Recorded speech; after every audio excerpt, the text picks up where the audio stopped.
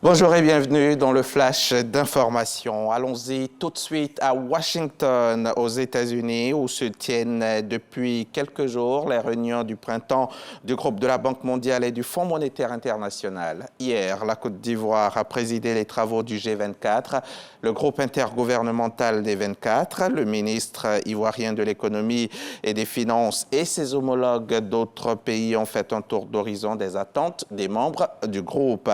Le compte-rendu de cette réunion avec Serge Coléa, c'est notre envoyé spécial à Washington.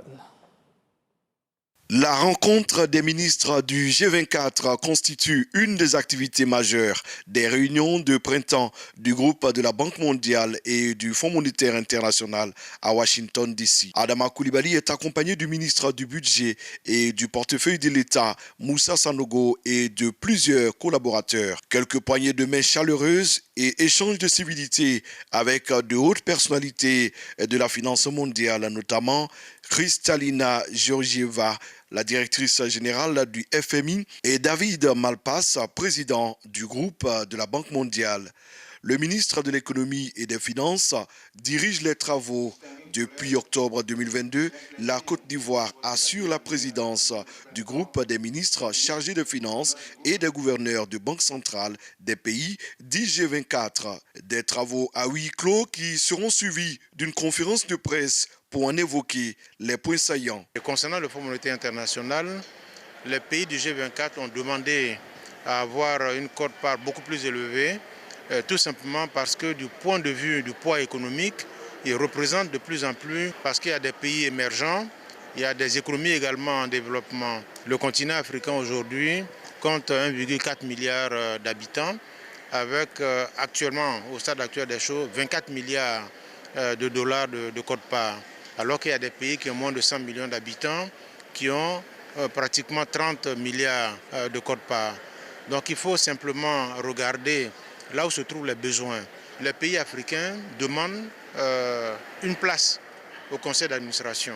Pour l'instant, il y en a deux. Concernant la Banque mondiale, nous estimons qu'il faut absolument que la Banque mondiale puisse accompagner les pays dans l'atteinte des objectifs de développement durable. Et on a mis l'accent sur l'accès à l'eau, l'accès à l'énergie à un prix abordable. Pour nous, c'est important.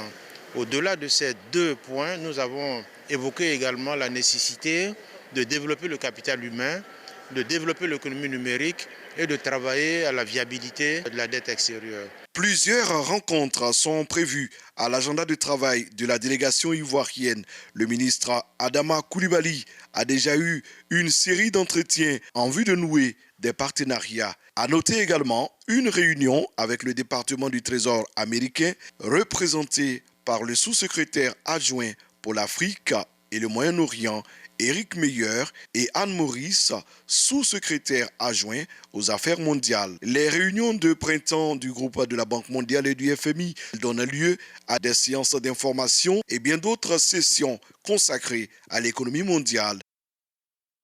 Sur le plan culturel également, la Côte d'Ivoire renforce sa coopération avec plusieurs institutions internationale.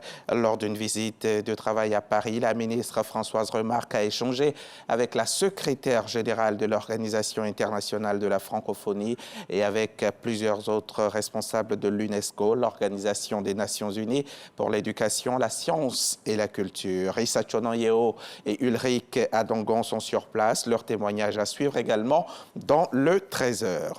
On rentre en Côte d'Ivoire, direction Bingerville, tout près d'Abidjan. Le ministre des Ressources animales et halieutiques y a initié récemment un cadre de concertation de tous les acteurs de la filière animale. Il a été principalement question de l'amélioration du bien-être animal. Jean-Marc Djadji nous en donnera toutes les précisions dans notre édition de 13h. La commune de Tidermen, dans le nord-est du Mali, près de la frontière avec le Niger, est aux mains du groupe État islamique depuis lundi après-midi.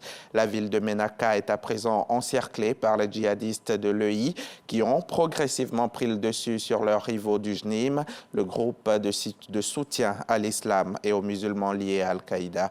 Le groupe État islamique n'a jusqu'ici jamais cherché à occuper les villes. Les tenir sur le long terme nécessiterait des moyens importants. Circuler, mener des attaques rapides, puis se retirer tout en s'assurant du contrôle du secteur, telle semble être la stratégie adoptée. Hier mardi 11 avril, la police tunisienne a tenté de déloger des dizaines de migrants des abords des locaux du HCR à Tunis. Nigériens, Soudanais, Guinéens ou encore Ivoiriens avaient trouvé refuge dans ce quartier de Tunis qui abrite en plus du HCR l'Organisation internationale pour les migrations. 80 interpellations ont eu lieu à la suite de ces heurts. Le ministère de l'Intérieur a précisé que le délogement des migrants avait eu lieu à la demande du bureau du HCR à Tunis. Les migrants demandent une protection internationale après avoir perdu pour certains, leur travail et leur domicile suite au discours polémique du président tunisien. C'était en février dernier.